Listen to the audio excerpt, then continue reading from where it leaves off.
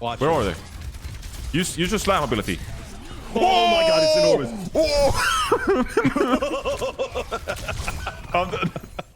People have been asking, Reinforce, what do you think are the best tank perks? Well, guess what? I'm about to tell you. And Matt is in the chat, so I'm sure I'll have some input as well. I've been playing a lot of... Thank you, Mod William. Hello, YouTube. Hello, YouTube indeed. I've been playing a lot of tank games recently. I've been playing 20 hours of ranked in 2 days. I've been grinding. Breeze has high as well. And look, I'm Diamond 1, okay? It's nothing to brag about. But we've been winning. We've been having some good games. If I look at my win percentage, it's getting there.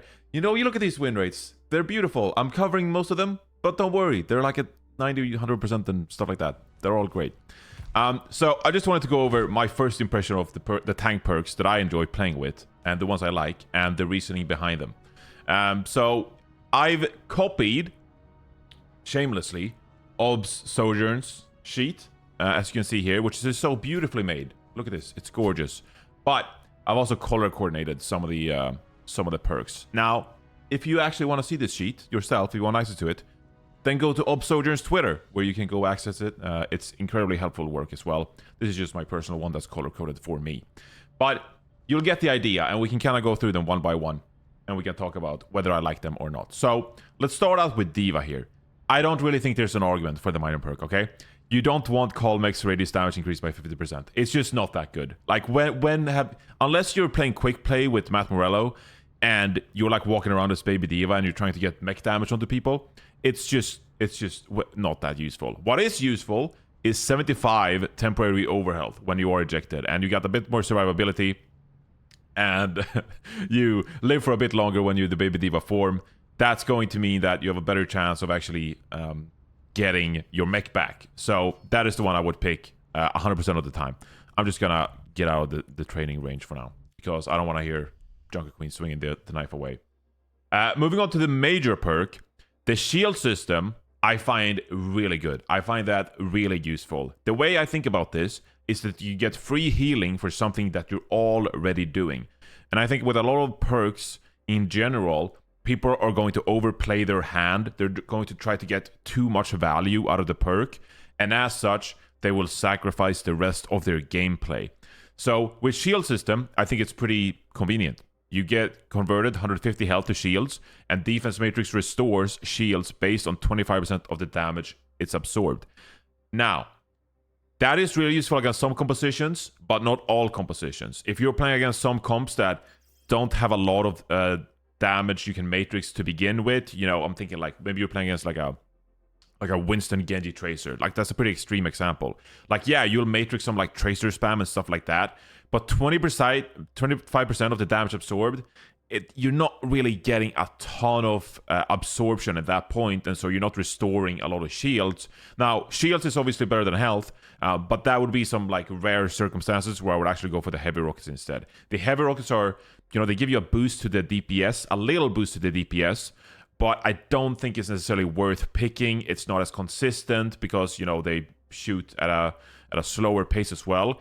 The explosion size is the more interesting aspect out of this, but I also think that there's going to be few situations and where the explosion size is actually meaningful enough that you're going to get value out of this perk, and that you'll actually be hitting 2 people with the heavy rockets at the same time, or at least deal some splash damage, you know, depending on how the numbers value works. So I think shield system here is a great perk to pick. It just gives you more stickiness with D.Va, and that is the one I would recommend going for here. Now, let's swap over to Doomfist.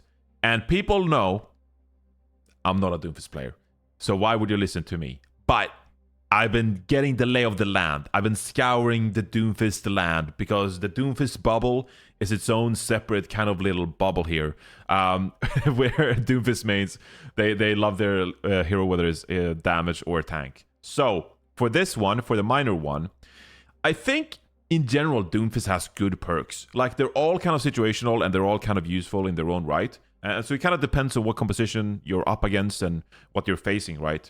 The 1-2 is nice. It's great quality of life where hitting an enemy with Rocket Punch reloads all the hand cannon ammo. That can be really useful, especially if you're playing like a big tank and, you know, they have a lot of health. And yeah, you can pump the hand cannon ammo into them, and then you can punch them, you reload, you deal more damage, and that is so much damage coming out of your Doomfist primary weapon that it is something to keep in mind. But I think the more consistent perk, if that is not what you're trying to do every single fight as well, Survival of the Fittest seems to be the one that Doomfist players are picking at the moment, where the best defense grants 25 overhealth from eliminations, and its max overhealth is increased by 50. So if you're using a lot of abilities and you're getting more value from Doomfist passive, that is, you get an extra 50 overhealth, which is always going to be useful for Doom as well. And then if you can eliminate, you get 25 overhealth. It's just consistent value. It's easy. It applies to all kind of compositions and whatever you're playing up against. And so I like this one better than the 1-2, although I could see the usefulness of the 1-2 in specific scenarios. So I wouldn't really say that there's always a right or wrong in this regard. When it comes to the major perk, quite interesting. I thought that Seismic Empowerment was going to be the better one, where hitting 3 or more enemies with Seismic Slam empowers Rocket Punch. And it can be really powerful, actually.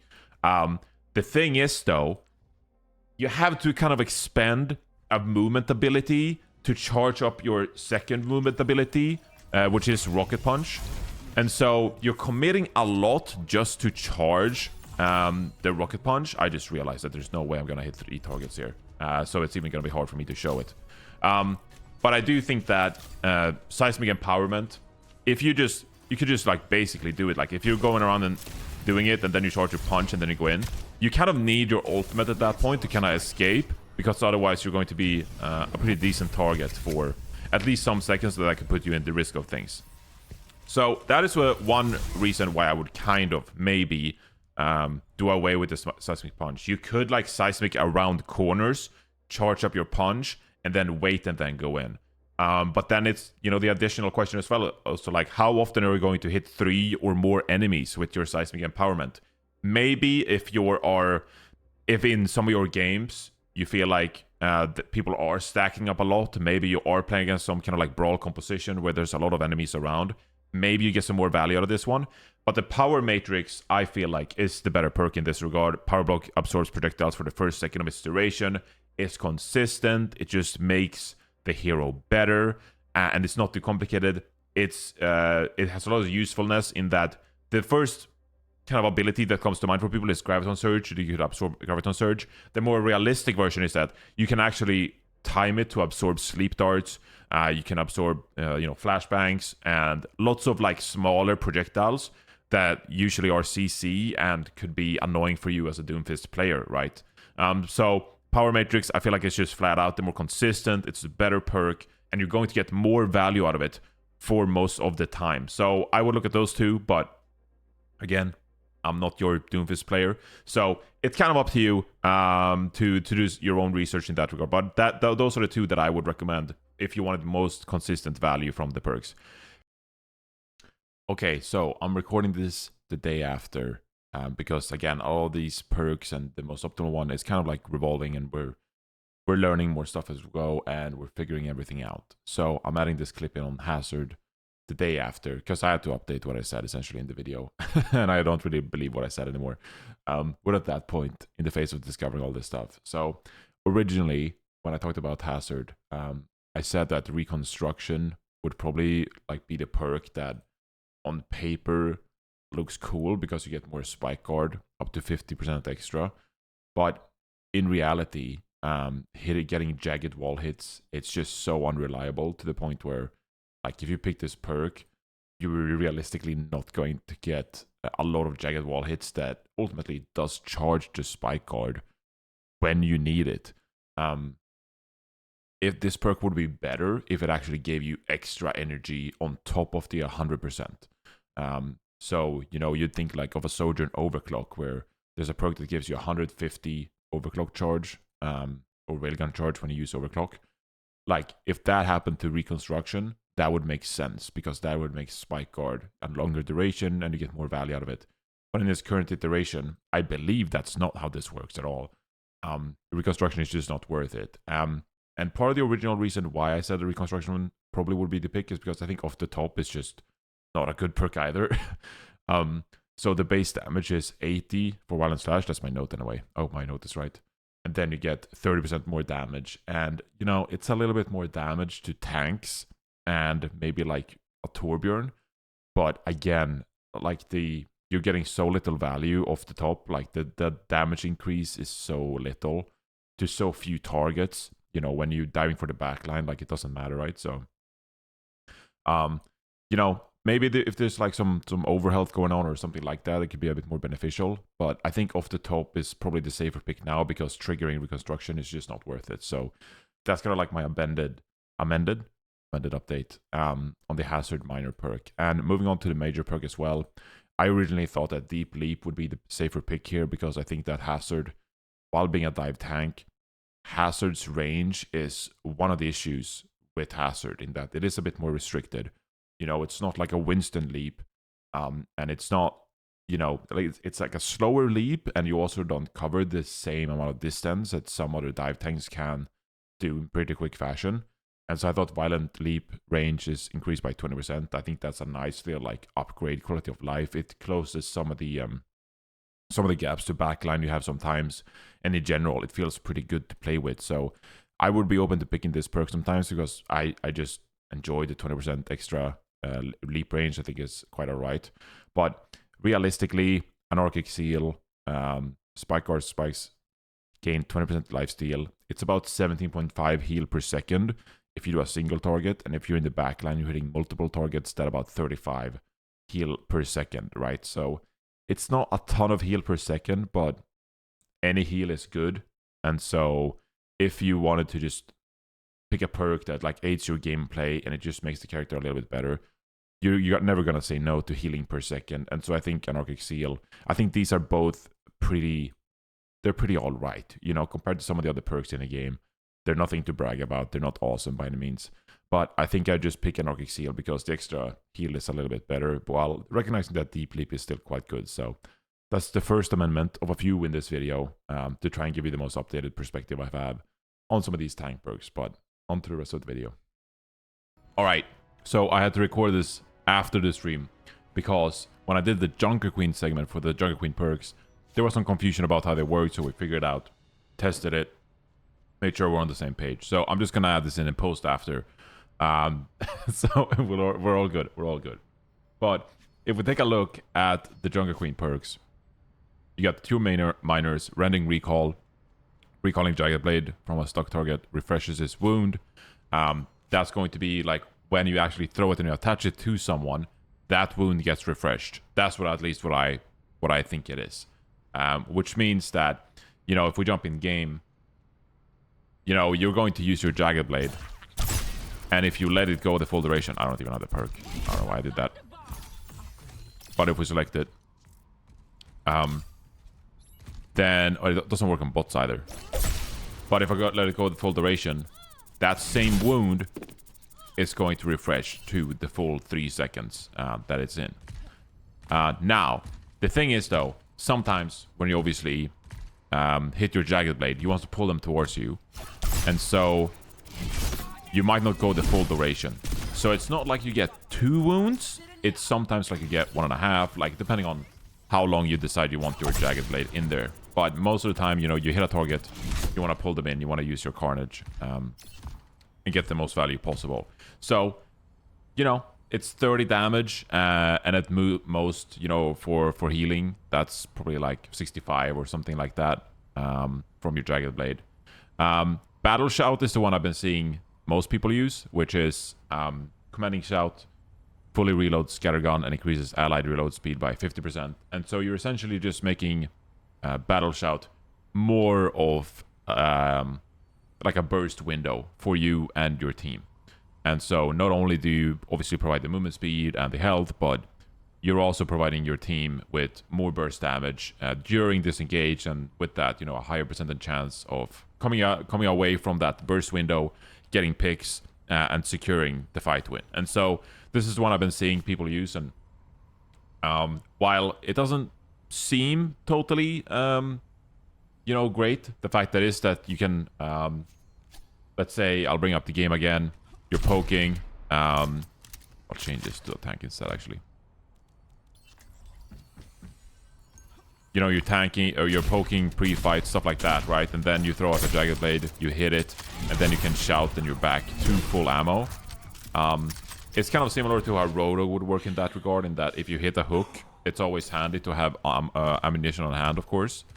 And so that's going to be quite convenient for you. So if you don't really value the Jagged Blade stuff, which I just think is kind of minimal, and it's also just not how you play with Jagged Blade, in that you let it take the full duration and then you get another 3 second when it refreshes. I mean, it just adds a little bonus on top, whereas the reload actually gives you more of a convenient way to get all your ammo ready for like an engage when you do hit a crucial Jagged Blade and you want to capitalize on it immediately.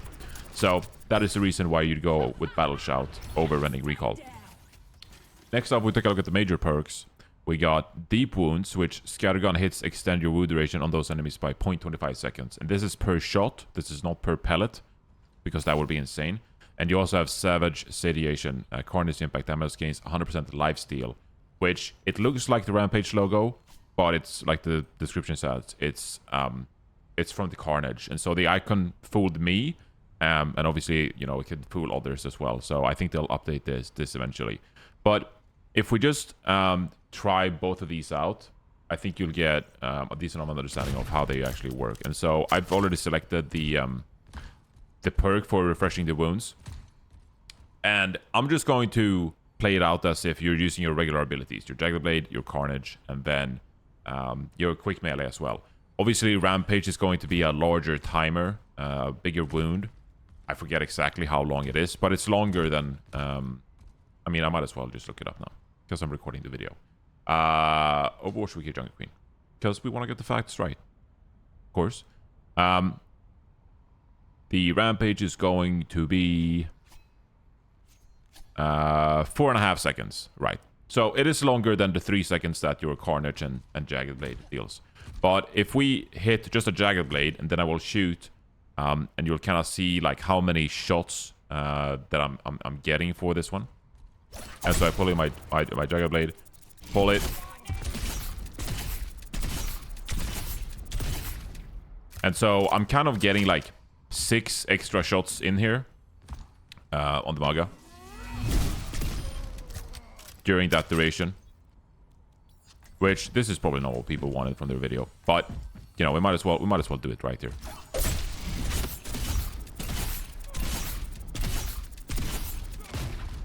And I even whiffed. God, sorry, it's 9 p.m. I'm a little tired, okay? But essentially what's going to happen is that you're going to obviously give a longer time here. So I think what we came to the conclusion was that it was about a second and a half longer. Because you get 6 shots in. That means that you're adding 0.25 for every shot, right? And that is 1.5 seconds. And let's say if you do the full combo, right? You get your Jagged Blade in, you get your Carnage in, and the quick melee. Then you got those 3 debuffs going. And if you make some quick math, just napkin math, that's going to be 85 over 3. And so you add in 1.5 seconds there, and you know, you end up with about like 50 DPS or something like that. And then you get the healing on top. So that's like 50 damage. And then, I don't know, like 100 healing, you know. A little bit more than that. So that's if you hit all your CDs. Now, the Carnage impact damage gains 100% lifesteal. So the Carnage damage is 105 on impact. So you essentially just get 105 when you use it. So I'll just quickly change hero. And I'll go ahead and get that perk. And I need to take some damage now.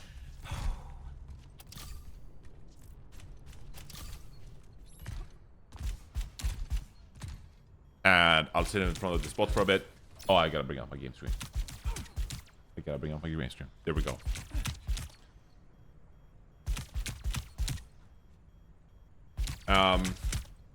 And so, yeah, we're taking some damage here, so I can just go ahead and use it. And you can see I immediately gain 100 health.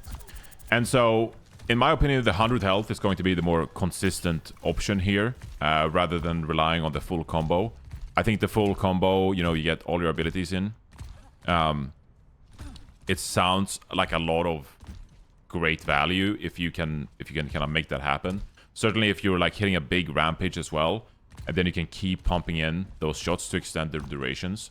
I actually don't think that you should sleep necessarily too much on that, on deep wounds.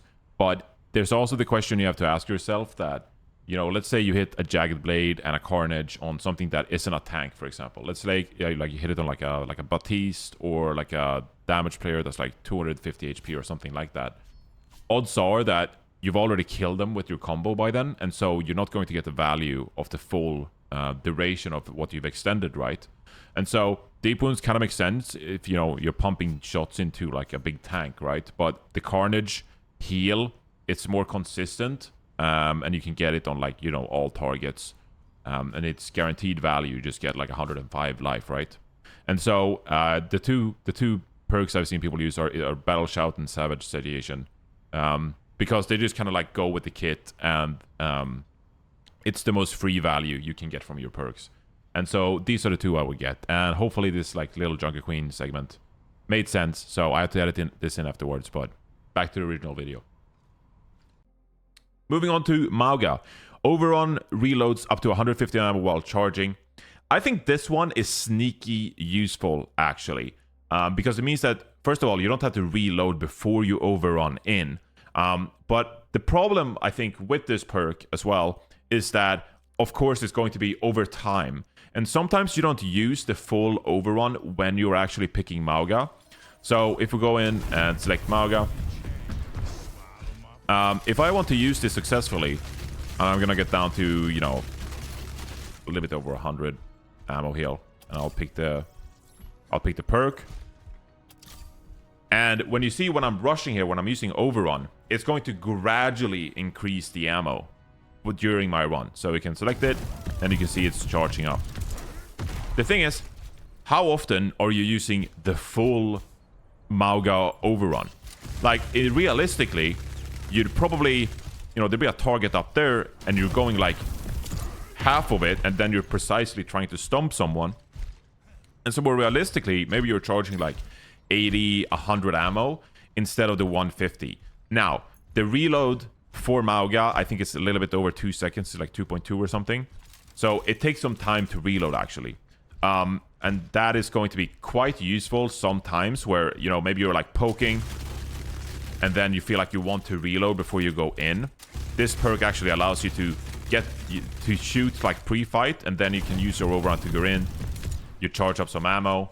And it's just a nice quality of life change to me that you don't have to reload before you start committing with an overrun.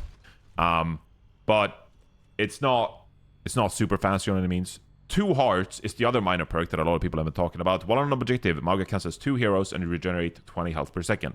Now, 20 health per second, it's not a life-changing amount. It's a decent amount. And certainly when you regenerate health constantly every single second, especially if you're thinking you're a Mauga, and I mean, maybe you got the cage down, you got the cardiac overdrive on, and like you're spending a lot of time on the point, then that is going to add up. And I do think that there are some maps, some game modes where this is actually going to be quite useful. And I think on others, it's not going to be useful at all. And that is when I'd select the overrun reload instead of the kinetic bandolier. So 2 hearts, I think that when you pick this perk, you obviously have to think about, am I playing a map? Am I playing a round where I'll be spending a lot of time on the objective? And I think in Mauga's case, you are a decent amount, but it's really map dependent how much time you're going to spend on the objective. It's certainly the case that, let's say you're pushing a bot. You're playing push and you're pushing the bot. Just always counting as 2 heroes, that means that the bot always gets a little bit extra push all the time. And that could be quite useful. But the health is the big one when it comes to this point, when you're spending a lot of time on the objective. And over time, that 20 health per second turns into, 200 health or 300 health the longer you stick on the objective. That is when the usefulness of 2 hearts is going to kick in. And so I think it's an alright perk if you're playing a map that makes itself useful to this perk. If you're playing a map that is not useful for 2 hearts, then I just go with the overrun reload speed. I think they're kind of interchangeable and kind of map dependent, but health is always nice. If you can make yourself stickier as a tank, then I would go for that quite often. Moving on to the major perk for Mauga as well. There's the overrun ignites enemies hit. It's called Firewalker, and it's okay. But again, I'd ask yourself, how often are you running through a bunch of enemies at the same time? You usually are like hitting one person, maybe two people. But if you hit both of these, they get on fire, of course. Now, the first target, yeah, they're ignited. But the second target, I'm probably just like burning down anyway. And so, yeah, maybe you put them on fire. Maybe you get some more damage done a little bit quicker. But I just don't think you'll be hitting that many people with the overrun. And so the ignite damage is, again, kind of like meh. It's a nice to have. It's decent. But I don't think that it's overwhelmingly like an overpowered perk or anything like that. The other major perk from Mauga is called Combat Fuel. Critical hits grant Mauga 2 temporary overhealth on cardiac overdrives next use, up to 100 overhealth. And I think the cooldown on cardiac overdrive is like 13 seconds. And it's quite easy to charge up, actually, as long as you're reliably hitting people. And so you get essentially 100 overhealth every time you use your cardiac overdrive. I think this is another consistent option. It makes you a little bit stickier. And it's not too complicated. It doesn't impact the way you play the hero. I think you could maybe select Fireworker again if the opponents you're playing against are like really clumped up. But unless people find a way to really like cheat this one or like may find a way where you do get a lot of value from Firewalker, I think Combat Fuel is just the more safer, the more consistent perk. And so I'd select Combat Fuel over Firewalker most of the time. But nothing super exciting, honestly. Moving on to Orisa.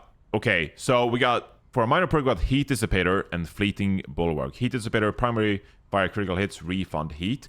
Sounds amazing on the surface level. Sounds really good. This one makes me excited, makes me want to pick it, makes me feel like I'm hitting a lot of headshots. Yeah, we're getting a ton of refunded heat, and so I feel like I want to pick this perk all the time.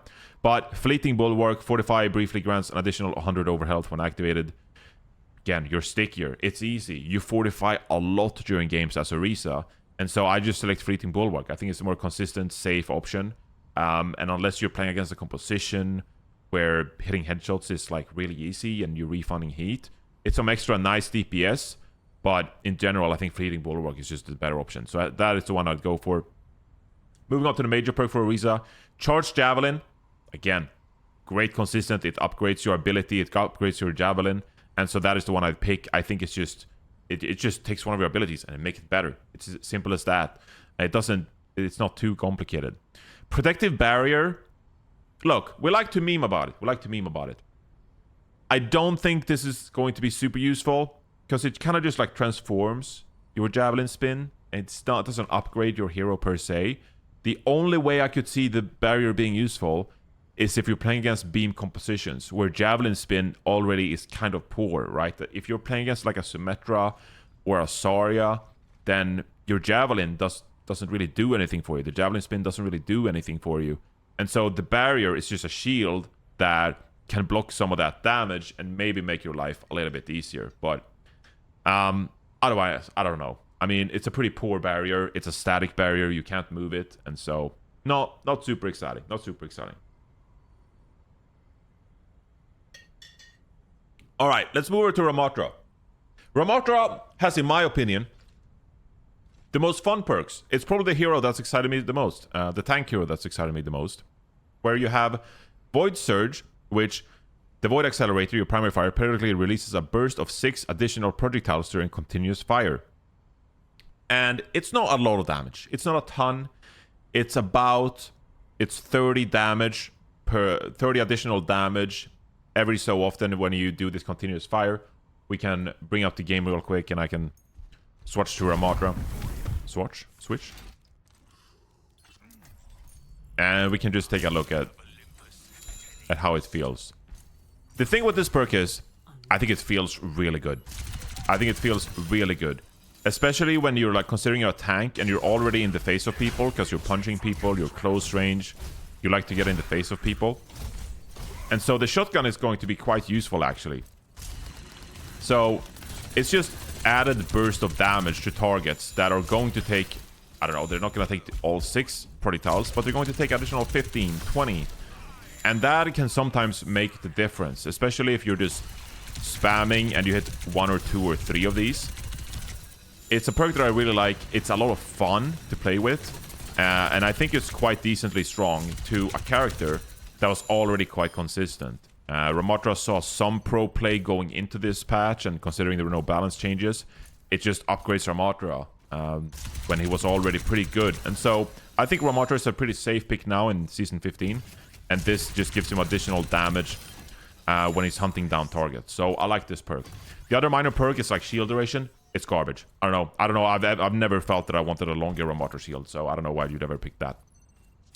Moving over to the major perks, we have Nanite Repair, which is Ramatra's heal for 50 health per second while within Ravenous Vortex, and we have Vengeful Vortex. While Ravenous Vortex is airborne, use E again to detonate it, dealing 50 damage and pulling enemies downward. And so, with Vengeful Vortex, I mean, you're getting kind of a skill shot, like, theoretically, right? Where, you know, maybe there's an echo in the air or something, and you can throw it up and boom. You put the echo, you know, you throw the echo down, you throw the Pharah down.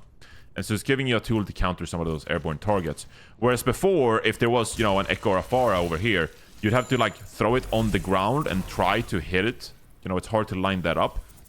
This perk makes it a bit more straightforward to deal with some of those airborne characters and actually utilize the ability correctly, which is you want to counter some of these heroes that are flying around or doing stuff like Genji's, who's like double jumping and they're on walls and they're all over the place. It's a bit more direct in its use case, and it makes it easier for you to do that. Now, the 50 damage, it's nothing to like really hurry about. It's 50 damage, but it does have a pretty useful case if you're playing a more aggressive, kind of like speedy composition with Ramattra. And this is something we've seen that a team like the Ultimates did pretty early on in Stage 1 in OWCS, where they would combine Ramattra with the Speed Ring from Juno. And then, you know, you get Speed Ring from Juno, you use your Nemesis form, and you get in there and punch, and then you combine with a Tracer. Suddenly, you know, that is going to be an extra 50 damage that helps with that burst, which helps with that pretty fast dive coming out from your team, right? And so you throw that in there, you deal 50 damage, and then you're up in their face. So that could be quite useful as well. When it comes to the healing one, the duration of the vortex is 3 seconds. And so 50 healing per second, that's going to be 150 healing for you as a ram. I actually think this is really useful, you know, if you're playing ranked and you're just trying to make yourself sticky. I think 50 healing per second is quite useful. And if you're already like playing on a point, let's say this is a capture point, and, you know, let's say you're holding a corner of something, and you plop it down there and you deal damage while healing yourself, that to me is just going to be a bonus. I like the 50 healing per second. It makes you stickier as a tank, and it's pretty consistent value. You might have to change the way you throw your vortexes a little bit, because sometimes, you know, I'll try to catch targets. I'll try to slow them down. And so, you know, if there are some like hit scan players over here, I'm throwing it in there, and then I'm not going to get the healing, right? And so it's a bit situation dependent. But in general, I like the heal. I like things that make me stickier as a tank, and that I can get value of pretty simply. So I throw it down, and then I get healed as I'm dealing damage to the enemy target. So I think both of these major perks are pretty strong for Ramattra, and I think it comes down to like which use case, what composition you're doing, and what you want to do. I wouldn't, you know, if you're aiming to use the 50 damage to get in there and utilize that burst, then I'm all for it. I think it's quite solid. But the way things usually go, you know, in a month, come back in a month, and people will just select the one perk and they'll probably put the other one to the side. Let's move over to the other side of the sheet here, and I'm gonna move it a little bit, zoom in. REINHARDT. My God, my boy. I can't. Crusader's Resolve. While using Barrier Field, your passive health regeneration triggers 50% sooner. Doesn't really transform REINHARDT or REINHARDT's abilities. Gives you a little bit extra healing. But okay. it's a perk. It's a perk. I think the better of the two minor perks is Fiery Uptake. Barrier Field is healed for 100% of the Fire Strike's damage dealt. Easy again. I'm using my shield as REINHARDT, which means that I'm not going to be at full shield health. And so hitting Fire Strikes, it's just going to be an easy way for me to get consistent value out of the perk, make my character better, and it's going to give me a bit more shield uptime. And this is the one I'm going to go for like 8 times out of 10, probably. The times I wouldn't select this perk is if I'm playing against like really mobile compositions and I'm just trying to Reinhardt main, and I'm like, it's quite tricky to land these fire strikes. Maybe then I would consider Crusader's Resolve to get some extra healing, because I cannot reliably hit these fire strikes to recharge my shield. Or if I'm playing against, again, a composition that doesn't have a lot of poke to begin with, then what am I really going to do with this extra shield health, right? I'm not going to require that throughout these fights, and so it's not like I need to charge it up using my fire strikes. And so then I would maybe pick Crusader's Resolve. But neither of these are, you know, I'm super ecstatic about. But I think Fiery Uptake is the better one of the Reinhardt perks. Moving on. We got Shield Slam. While Barrier Field is active, use the left mouse button to damage and knock back enemies. I think this is 50 damage. Someone tries to invite me. Invite Jaws group. No, I'm doing my video, silly boy. Crushing Victory. Charge damage grants temporary overhealth for 50% of the damage dealt. So out of these two, I would just use Crushing Victory. It's 50 damage if you graze someone, if you like knock them, but you don't actually pin them. You deal 300 damage if you pin someone to a wall. So that ends up being 150 overhealth, which, hooray, if I'm going in there, I'm pinning in, I'm getting 150 overhealth. Okay, that's nice. That's a nice little bonus. We like that. But it's, again, not really going to change Reinhardt. It's not going to be super good, but I would pick Crushing Victory. Even if you're playing against like a dive composition and, you know, you got like a Genji in your face or something, like, I just don't think Shield Slam is like that good. I think it's like 50 damage, but like your regular mace is more than that. So like, what are we really doing here? It's cool in concept, but it's just, Shield Slam is just not useful. It's just like a little bash, like whatever, looks cool. And this time we're going to talk about Roadhog here as well. So for Roadhog, you got 2 minor perks, Scrap Hook, which Chain Hook hits reload 2 ammo, and you got Hog Toss as well. Pigpen's throw range is increased by 50%. And I think that the Hog Toss could be valuable. I actually do think that it could be useful. But Scrap Hook is going to be your default minor perk here. It just makes the most sense. It's the most reliable. And it kind of goes with what we talked earlier about JunkerQueen, in that, you know, if you're about poking one of these fights, you know, and then you find an opportunity to get a hook, having that 2 free ammo, it just opens the door for you to follow up on a great chain hook opportunity.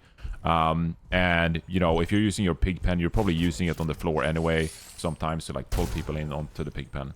And so it just kind of like makes the most sense the way you play Roadhog and where value is to be found in Roadhog, that you get 2 more free ammo. So you're not in awkward situations where, you know, you got 1 ammo and then you're hooking and then you got 1 and then you have to reload. So that 2 free ammo can be quite useful, and it frees up some time for you where you can hit your chain and hook and actually find some value. Now, if we look at the major perks for Roadhog as well, you got Invigorate, which is take a breather, rapidly increases Roadhog's movement speed by 30%. And you got Hog Drogon Exposure, take a breather, also heals nearby allies for 50% of healing. And I think what makes the most sense for Roadhog is actually the movement speed, where you get 30% extra movement speed. So if you're actually using this, and the way I think about it is, if you're using the heal, you're probably already in a scenario that you kind of like want to get rid of, right? Like maybe, you know, maybe you're using it mid-fight or something. But if you're trying to run away from something, that 30%, you know, it's always going to help to get away from danger of some kind. And, you know, if you're out of fight, God bless, it never helps to have some extra movement speed. And so it's just a consistent movement speed boost for you to get around the map a little bit faster. And if we take a look at Roadhog's other major perk, which is going to be the heal, I think you'll see that while the idea is nice, the implementation just makes it kind of like a tough perk to use as well. So big trap, big. So I'm gonna let these spots go down, and I'm just gonna use the heal on these spots. And you can kind of see for yourself that the healing is going to be quite nice. I mean, you just look at that, and it's actually quite significant heal. The problem with it is that if you're playing Roadhog and you want to use your heal like that, you have to be really close. Like I'm not hitting the bots, and you know, I'm kind of like in the vicinity of the bots. I'd say this is pretty default for, you know, playing a game or whatever. So you actually have to be like really close to the bots and almost like intentionally. I wish there was like a Lucio aura ring around them, but you have to be like pretty close to heal the bots. And so the reality is that, you know, when you're playing Roadhog, like, yes, it's nice to like heal opponents. Yes, that's nice for like ultimate charge and stuff like that. But I just don't think that you'll be like close to your teammates enough to the point where it's actually like really useful in securing value for Roadhog. And so, you know, I'll probably pick this, you know, maybe occasionally. I can see other people picking it as well. But it's not as strong as I certainly thought it would be at first. Because like you see here, like the range is just not big enough. And so I get the idea. You want the Roadhogs to play more with your team. You want to heal them, etc. like that. But the range is just too short in my opinion. And so I'd rather just have the movement speed to get around the map. And also like escape moments where maybe that's useful. But we'll see. Maybe organized play. They'll find a way to get the most value out of that healing. I think healing in general is really strong for perks. And so if you can get a perk with healing, that is generally going to do you quite well.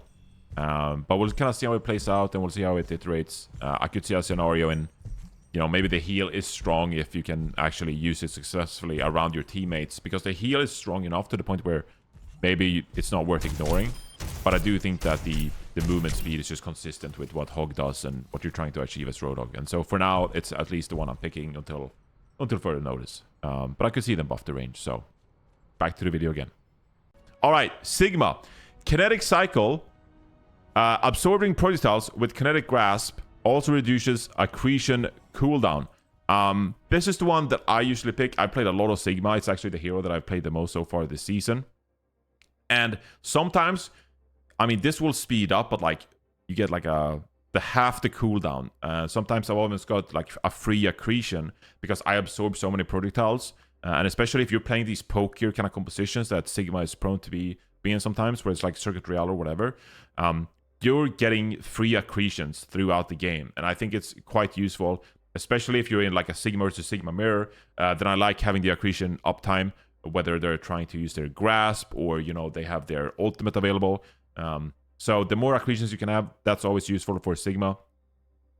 The massive impact is a return to the release Sigma, which accretions knockdown duration increased up to 3 seconds based on travel distance.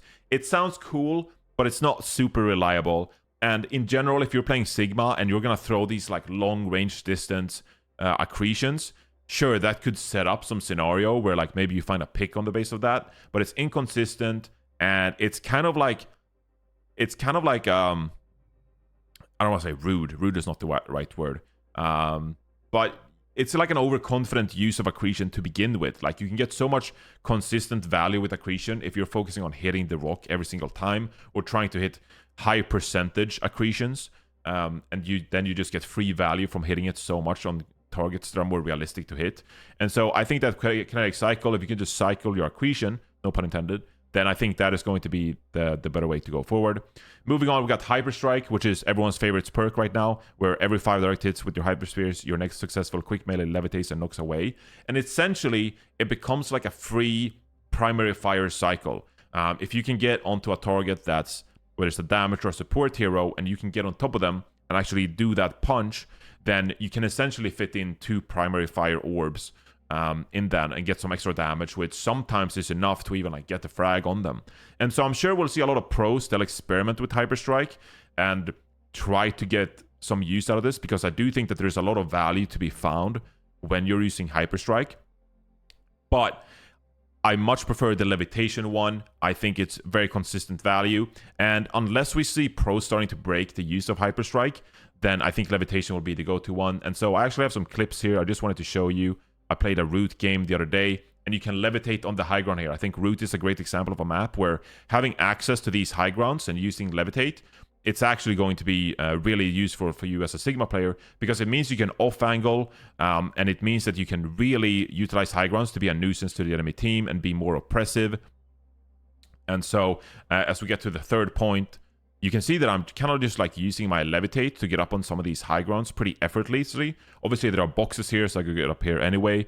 But then after I do this little poke duel here, I can just levitate over to the other side of the map quite effortlessly, and I'm just like abusing this high ground like pretty badly as a Sigma here, and it becomes so annoying for the enemy team to kind of deal with you as a Sigma.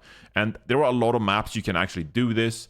Route 66 I think is a good example of a map where it's easy to access these high grounds, and it makes you more annoying to deal with as a hero. And so I really like this perk to use it on a lot of maps where you can use this to our advantage and make you harder to get rid of, make you harder to push away, and abuse some of your positioning. And so I think this is a perk that I'm really looking forward to exploring more and playing more with, because there's another hero actually. Like I'm just flying around here. I'm just flying around. I love to see it. Whereas Sigma, it's a major perk. For Zarya, I'll just go to Zarya. The jump ups is your minor perk, and so you have access to it way sooner in the game, where your secondary fire self knockback is increased by 75%.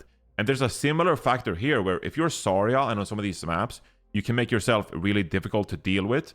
That is going to be really good. So yesterday I had a VOD here as well where I'm playing Zarya, and we're over on Esperanza.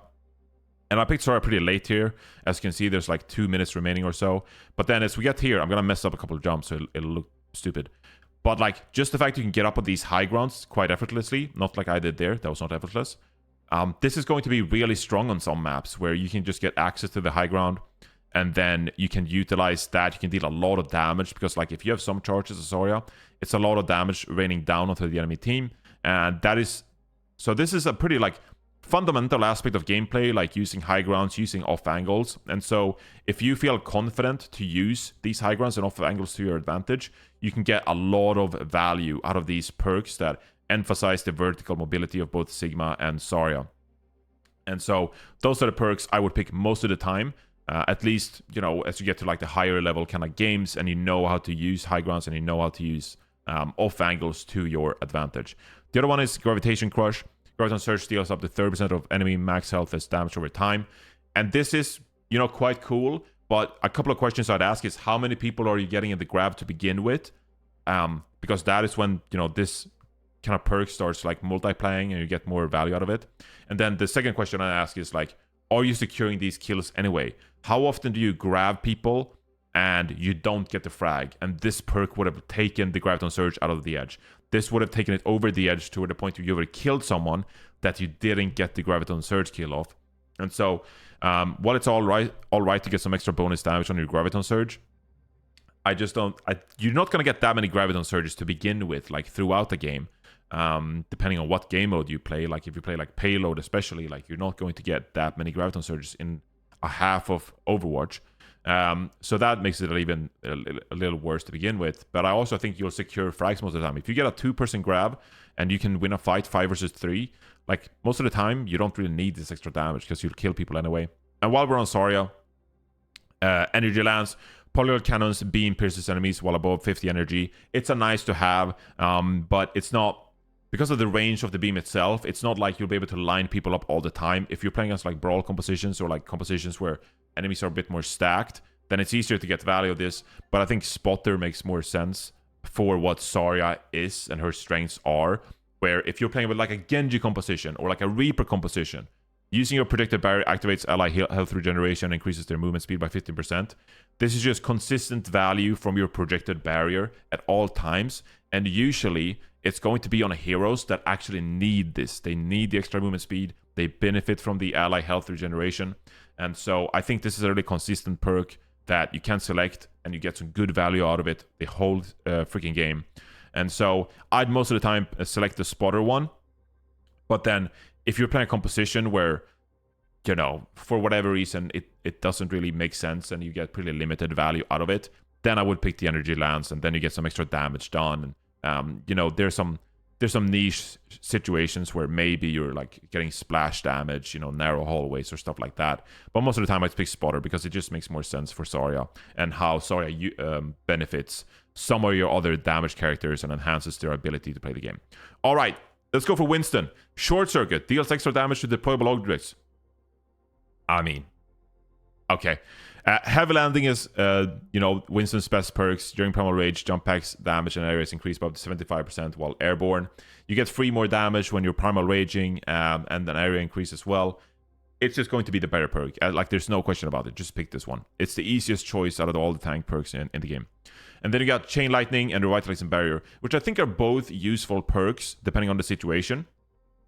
I think that the Revitalizing Barrier, it's consistent healing. Again, it makes you stickier as a tank, and also it helps your backline. The fact that you can plop this on a backline and give them some more survivability, that is always going to be useful for them. And so you get a lot of free value from Revitalizing Barrier throughout the game, where you don't have to think about it too much. But Chain Lightning, I think this also has its cases.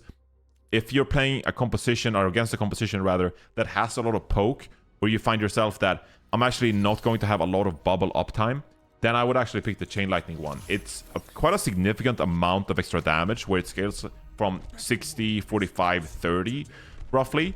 The bad thing is that you have to charge up the entire right click, which is not something you're always going to do.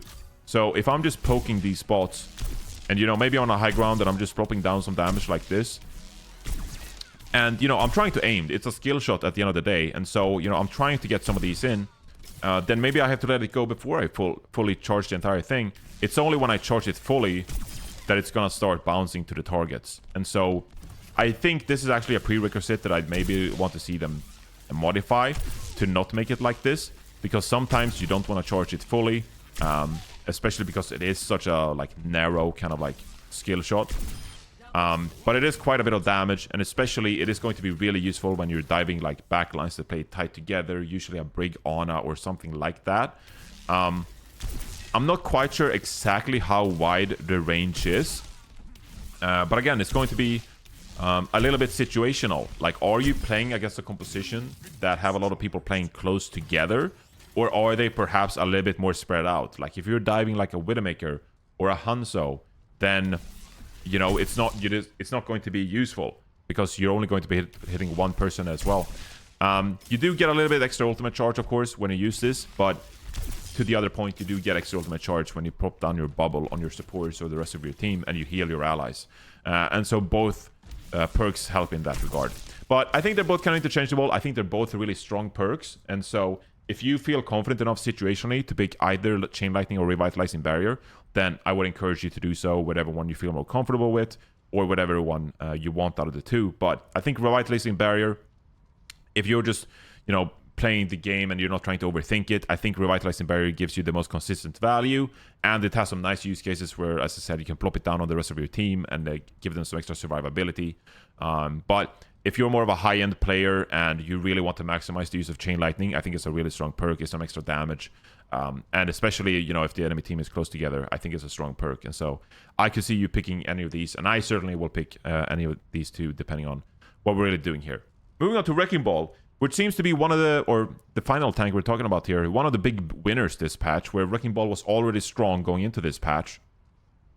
And you have 4 pretty decent perks here. Steamroller, roll, impact, steal, 100% more damage to tanks, which when this caught my eye, I was like, I don't really understand this. So it's 60 damage base, and with this perk, you deal 90 damage to tanks.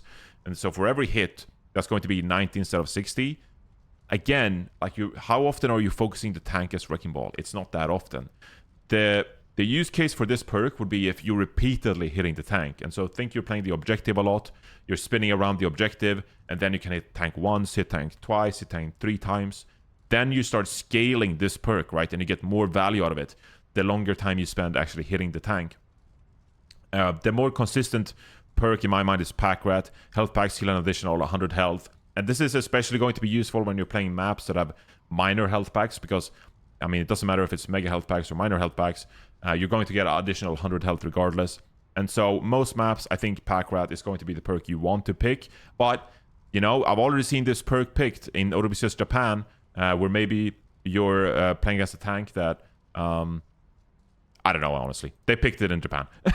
I think Pack Rat is the best one. But if there aren't that many available packs on a map, the map in question was Colosseo, then maybe you say that, okay, well, there's not a lot of health packs going around, and I won't need to pick up a lot of health packs, then, you know, maybe they thought that picking Steamroller would be the best one. But Pack Rat is definitely the one I'd go with most of the time. And then finally, we got Hang Time, which is quite an absurd perk. It gives you some extra damage. if you hit a perfect slam on the backline, it's 100 base damage. And with this perk, it's going to be 150 with the perk. And so that is already going to be better for you if you're trying to finish off a support in the backline. And again, you know, you can hit multiple people with this. It gives you some additional air control, which means that it opens up some more movement for Wrecking Balls, actually. The one thing I would be scared of this would be if you're playing in like high-end games and it gives the enemy more time to hit you with CC, because you're going to spend more time in the air, whether it's like an on a sleep dart or, you know, a Cassidy or something like that. But the damage is just too much to ignore, I think. And so hang time is going to be the one I pick. And I'm going to combine pack record and hang time, and that's going to be my perks of choice. Transfer efficiency, I think this is like where it starts getting really interesting, where you start thinking of scenarios of like, how can we abuse this and how can we maximize the use of this? So the default cooldown of transfer efficiency is 16 seconds. So if you hit all your allies, 4 allies, you can get this down to 10 seconds. And so then you have adaptive shields every 10 seconds. And also the other text here is that the ally health gain is increased by 33%. Whereas the base is 75, you're now giving allies 100 health gained instead of 75, right? Max, that is max use. So, you know, I'm sure there are some situations where transfer efficiency is going to be, you know, maybe it'll be like busted, or like pros will find a way to like maximize the use case of this. But hang time is just a better perk. And so I think for Wrecking Ball, the 2 perks you'd choose are just pack rat and hang time. They'd be the most consistent kind of value. And certainly the ones that really make Wrecking Ball a really strong tank in this Season 15 patch. But there you go. That's my YouTube video of my first impressions from the tank perks and the ones I'll be picking in game. But let me know down in the comments which perks you're picking for your tank matches. And yeah, we'll kind of see how things develop. This is definitely not like, you know, final. Like, there are definitely more iteration, more stuff to be figured out here in this patch. And I'm sure we'll see a lot of changes as well. And so I'll be sharing more of my knowledge and more of my opinions when some changes come through. But thank you for watching this YouTube video, and I'll see you in the next one. Bye, YouTube. Bye, YouTube.